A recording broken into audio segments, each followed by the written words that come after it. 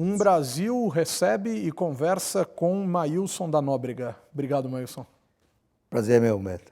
Maílson, começar já com uma provocação associada aí à nossa história recente, a história recente da nossa democracia. Nós estamos vivendo o terceiro governo do PMDB, que é um partido que em sua história se orgulha de ter constituído a lógica da redemocratização. Um terceiro governo que não chega ao poder por meio das urnas de maneira absolutamente direta, com um candidato absolutamente direto, né, mas que governa o país pela terceira vez. É possível, Maílson, estabelecer algum tipo de relação entre esses três governos, ou pelo menos no que se diz respeito às expectativas desses governos? Desse governo atual, né? Eu creio que sim, Humberto. Em primeiro lugar, os três têm a mesma origem, não é? Que é a chegada ao poder não por uma eleição, como você falou. Os três eram vice-presidentes. Hoje, há dois tipos de tentativa de comparação. Alguns até como desafio, né? Por exemplo, se o Temer ele vai escolher seu Itamar Franco ou se ele vai escolher seu Sarney, né? Eu acho que ele não tem essa escolha. Caso Itamar Franco não é reproduzível. O sucesso dele nasceu de um conjunto tão grande de circunstâncias e de acasos que dificilmente se reunirão novamente, menos ainda agora. Até porque o êxito do Itamar decorreu da nomeação do Fernando Henrique para ministro da Fazenda, e o êxito do Fernando Henrique como ministro da Fazenda e depois como candidato a presidente da República nasceu de circunstâncias também muito particulares, não é? Isto é, naquela época havia uma demanda na sociedade por estabilidade de preços. As pessoas estavam cansadas da hiperinflação, os pobres tinham se dado conta que estavam pagando o preço da hiperinflação, e o Fernando Henrique pôde atender essa demanda de forma relativamente fácil, digamos assim, né? É porque o Plano Real, eu diria 10% é inspiração, digamos assim, são as ideias do Pécio Arida e do André Lara Rezende, que foram postas em prática através da URV, e 90% é coisa que já existia. Ou seja, os governos anteriores, começando com o Sarney, depois com o Collor, já tinham mapeado toda essa área. Então, nós tínhamos aprendido com o fracasso dos planos anteriores como lidar com troca de moedas, como lidar com aluguéis, contratos, mensalidades escolares, mercado financeiro, tabelamento, regra de reajuste de salário. Estava tudo pronto, não é? Já tínhamos aprendido e aperfeiçoado. Não é? E, além do mais, a economia já estava aberta, relativamente falando, não é? E permitia, se houvesse um boom de consumo, como veio acontecer, as importações aumentariam a oferta e o Plano Real não passaria, como seus antecessores, por aquele fenômeno do desaparecimento de mercadoria nas prateleiras, que era uma fonte de desmoralização do plano, né? Então, isso não tem como fazer hoje. Na verdade, a demanda da sociedade atualmente é por renda, emprego, salário, né, bem-estar. E para atender essa demanda, se requer um conjunto amplo de reformas, né, nos campos mais variados, voltadas para aumentar a produtividade e ampliar a capacidade de crescimento do país. Não, nem ampliar, é recuperar a capacidade de crescimento do país. E para obter isso, se requer tempo, né, anos até. Em segundo lugar, as reformas a isso necessárias contrariam interesses, contrariam grupos poderosos. O Plano Real não teve ninguém contra, a não ser o PT, né? Um grupo de economistas do PT achou que aquilo ia dar errado e começou a criticar o Plano Real, foi um dos erros do PT. Agora não, você descontentaria as corporações de educação, os sindicatos, os aposentados, né? Enfim, um conjunto amplo de atores relevantes que terminariam por minar a popularidade. Portanto, o êxito, não é, do Temer, né, pelo menos na dimensão que se espera, particularmente no mercado financeiro, só é possível se ele descontentar muita gente. Portanto, há uma contradição. O êxito não seria o caminho para ele se tornar um Itamar. Ele é muito mais parecido com o Sarney, as restrições, a maneira como assumiu, as expectativas em torno dele, o capital político que é muito baixo, não é? Então, Agora, no caso do governo Sarney, quer dizer, respondeu-se de uma certa forma com o processo constituinte a uma demanda por bem-estar, ou não é possível dizer isso, porque existiria aí uma distância muito grande entre o que se escreveu naquele momento e o que efetivamente se viveu? Não, eu acho que a Constituição de 88, ela se deu sob uma mudança de crenças no Brasil e umas visões de ação social que não levavam em conta as restrições orçamentárias, né? O Brasil estava evoluindo, eu diria que essa foi a primeira grande evolução de crenças no Brasil, foi a ideia de que o desenvolvimento, a industrialização não estava produzindo os frutos que se imaginava. Então, a desigualdade aumentava, a concentração de renda aumentava. Então, a mensagem dos promotores do desenvolvimentismo, foi corporificada numa frase célebre, teria sido dito por Delfim, ele nega, ou seja, primeiro acumula, depois distribui, né? Tem uma certa lógica econômica, não tem nenhuma lógica política nem social. Né? As pessoas já estavam se dando conta de que aquela ideia estava errada, certo? Era preciso distribuir à medida que se crescia. E naquela época, a própria caminhada para a democratização ampliou muito esse debate, né? A partir do final do governo Geisel, começa uma abertura política que liberou, né, um ambiente propício ao debate desse tipo. Então, a Constituição de 88 é a primeira materialização, a meu ver, dessa mudança de crença, né, de que você poderia, através do Estado, da mesma forma que o Estado fez a industrialização, o Estado faria a distribuição, né? E por trás disso, a ideia de um certo garantismo legal. Ou seja, é preciso escrever na Constituição uma linha de defesa dos interesses sociais, né? E aí terminou sendo uma coisa de uma minudência sem paralelo em outras constituições ao redor do mundo, né? Você tem até quantas horas o trabalhador deve trabalhar à noite, está na Constituição, né? É verdade. Então, eu acho que grande parte dos problemas que o Brasil enfrenta hoje no campo fiscal nasceram ali na Constituição, né? Não que você não tivesse que fazer aquilo. De alguma forma, o Brasil teria que enfrentar essa agenda social, né? Mas acabou fazendo de forma pouco responsável do ponto de vista fiscal e pouco eficiente do ponto de vista de seus resultados, né? Porque acabou que o benefício ele se direcionou essencialmente para grupos de pressão mais poderosos, né? Se você olhar os benefícios sociais da Constituição de 88, eles estão concentrados em dois grupos de interesse, que são os funcionários públicos e os aposentados, os idosos. Não foram as crianças, né? Quer dizer, programas sociais de alta eficácia e custo relativamente baixo começaram a surgir posteriormente, como é o caso do Bolsa Família, que começou a ser montado com as ideias de Fernando Henrique ainda no mandato dele. Dele como presidente, né? Ele como presidente, Agora, mas a gente tem dois instantes de instabilidade econômica no Brasil que aparentemente, um deles você observou muito claramente, né, que é a questão ali da eleição do Fernando Henrique, com um aprendizado e com um acúmulo de conhecimento em que foi possível estabilizar o país economicamente em meados da década de 90, e um segundo, uma instabilidade criada no começo dos anos 2000, mais facilmente contornável em razão, talvez, de uma crise mais associada à lógica de confiança. Lula assume, Palocci tem um desempenho semelhante em termos de política econômica ao governo anterior e acalma os mercados. Esses são dois momentos mais fáceis, talvez, de serem contornados e resolvidos.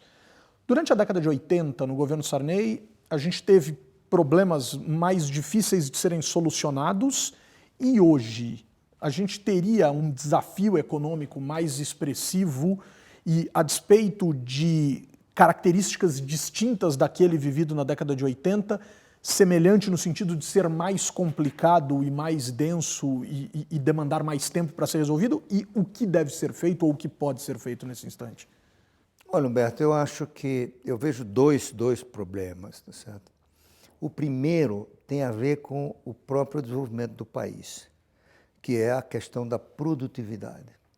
O Brasil vem perdendo gás de produtividade, que é a força motriz do crescimento, né?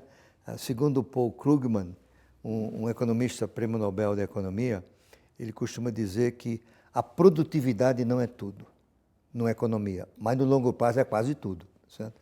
Quer dizer, 80% do crescimento americano se explica por produtividade, e isso não é muito parecido em outros países. E a gente vem perdendo produtividade por uma série de problemas de ineficiência, excessiva intervenção estatal. Esse é o grande desafio do Brasil para o crescimento. Sem ganhar produtividade, nós vamos ter espasmos de crescimento, pode ser o caso daqui a pouco, tem uma grande capacidade ociosa, desemprego de mão de obra, a utilização baixa da capacidade da indústria. Você pode ter um surto de crescimento de 3%, 4% que não se sustenta. Então, para isso a gente precisa de fazer uma série de reformas que tem como foco a eficiência no sistema tributário, na previdência, na educação, na formação, na qualificação do trabalhador brasileiro. O trabalhador brasileiro tem uma produtividade que é apenas 20% do trabalhador americano e 25% do trabalhador alemão.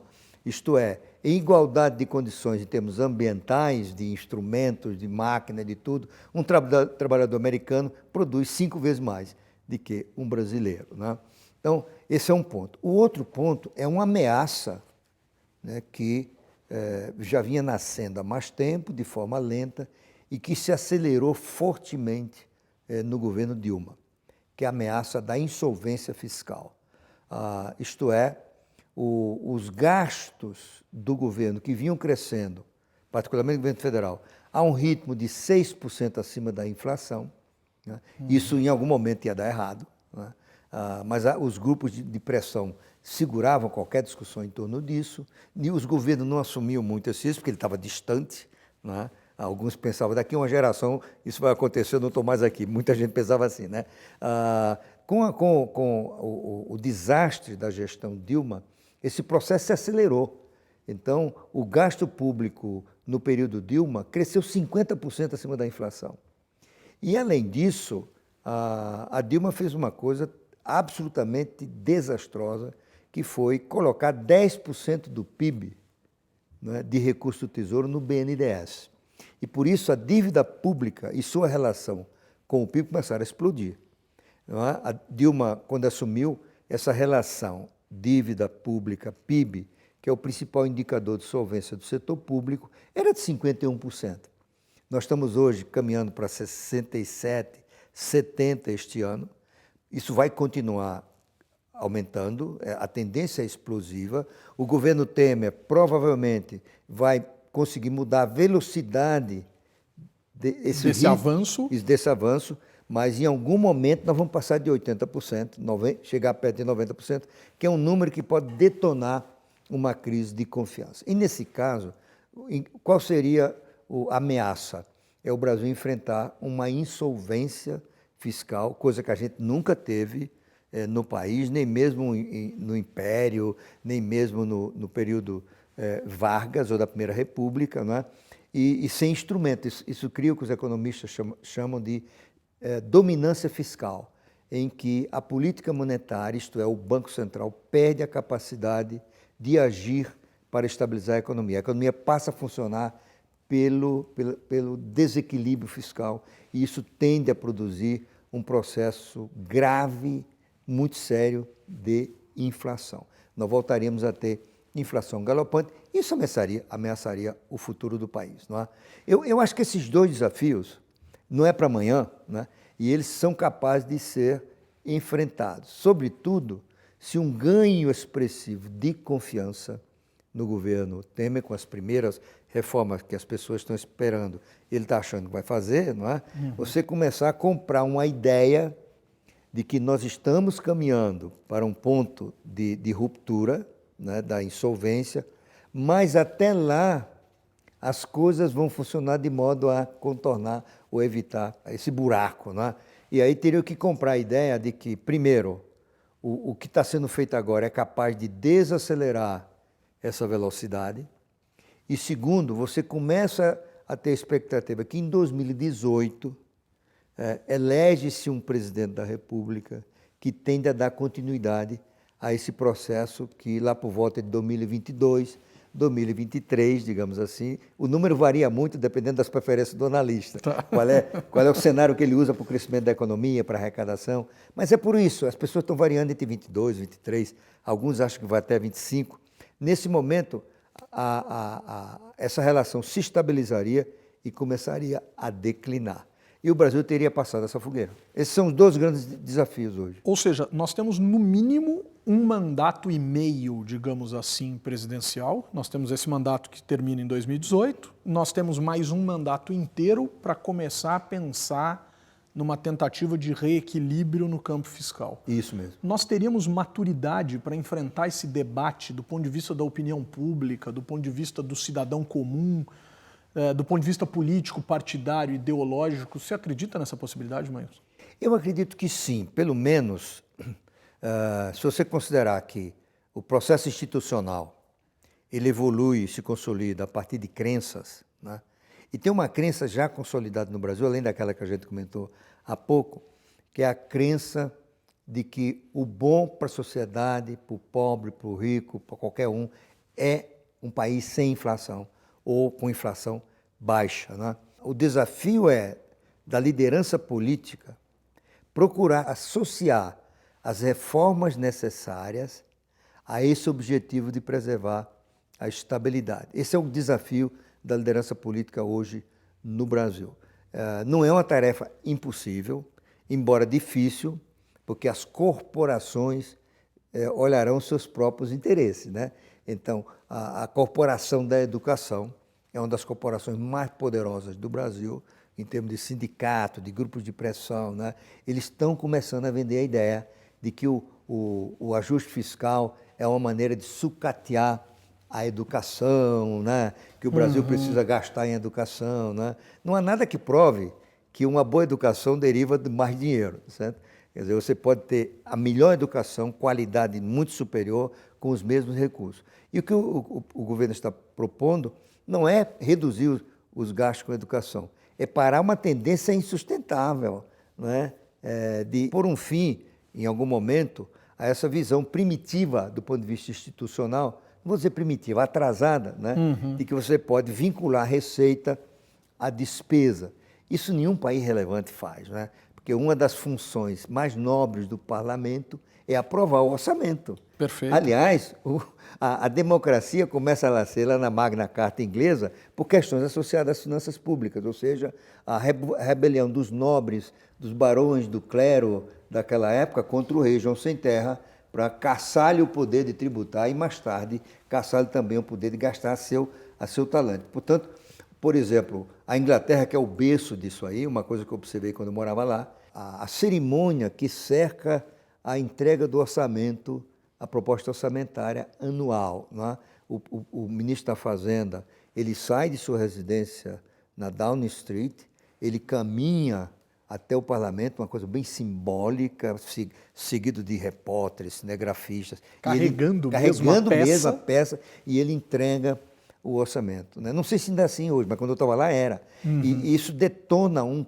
amplo conjunto de discussões, não é? O que vai fazer com isso, com aquilo. E o tributo é fixado cada ano também lá, não é? Então, todo ano se fica. Qual vai ser o imposto de renda deste ano? Então, no hemisfério norte, o orçamento, o exercício fiscal, não é o mesmo daqui. Aqui é de 1º de janeiro a 31 de dezembro. Lá, dependendo do país, começa em maio, não é? Alguns em junho. Por que isso? Porque o parlamento ele entra em recesso no verão. E o verão lá é em junho. Tá perfeito, certo? Então, perfeito. o parlamento só entra em recesso nesses países da Europa, do norte, sobretudo, né? Depois que ele terá exercido a sua principal função, que é aprovar o orçamento, né? Então, aqui também, talvez não se saiba, mas é isso, ele coincide com os as férias de Natal, com a saída do verão. O nosso verão também é no fim do ano, tá certo? Perfeito. Então, aqui não, a gente acha que o Congresso de hoje, ou o Constituinte de hoje, pode decidir pelos futuros parlamentos. Ou seja, daqui a milhões de anos, digamos assim, vocês estarão destinando tanto por cento dos impostos para a educação. Talvez daqui a 50 anos a prioridade possa ser outra. Talvez idosos, talvez defesa, sei lá, né?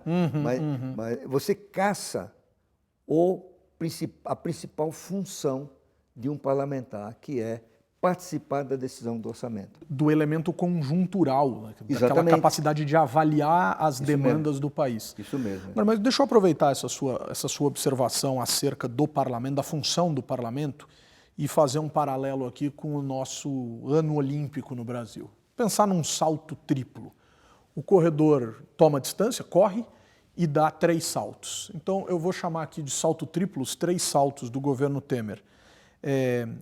A eleição de um novo presidente dentro da Câmara dos Deputados, que de uma certa maneira talvez restabilize a lógica da coalizão, o fim do processo do impeachment, que muito provavelmente ofertará a Michel Temer um mandato até 2018, né? A gente precisa olhar para o ativismo da justiça, mas muito provavelmente ofertará um mandato até o fim de 2018, e as eleições municipais, que algumas pessoas tendem a ignorar, mas que é absolutamente essencial, fundamental, a realidade do Parlamento Federal.